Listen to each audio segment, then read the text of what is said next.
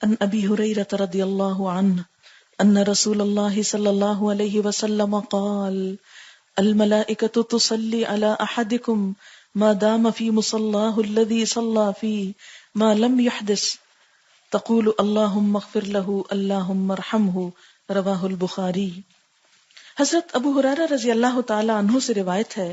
کہ رسول اللہ صلی اللہ علیہ وسلم نے فرمایا، تم میں سے کوئی شخص جب تک اپنی نماز کی جگہ پر جہاں اس نے نماز پڑھی ہے بیٹھا رہے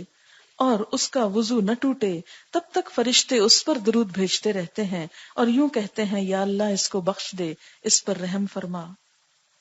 یعنی عام اہل ایمان بھی جب عبادت کی حالت میں ہوتے ہیں، اللہ کا ذکر کرتے ہیں تو ان پر بھی رحمت آتی ہے، کیونکہ فرشتے عام اہل ایمان کے لیے بھی دعا کرتے ہیں۔ تو دعائے رحمت کا طریقہ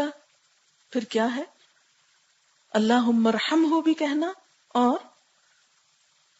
اللہم صلی علی بھی کہنا، لیکن صلی علی کا لفظ عام مسلمانوں کے لیے نہیں ہوتا، یہ انبیاء کے لیے ہوتا ہے۔ حضرت عائشہ رضی اللہ تعالی عنہ فرماتی ہیں کہ رسول اللہ صلی اللہ علیہ وسلم نے فرمایا، صف کے دائیں طرف کے لوگوں پر اللہ تعالی رحمت نازل فرماتے ہیں اور فرشتے ان کے لیے دعائے رحمت کرتے ہیں۔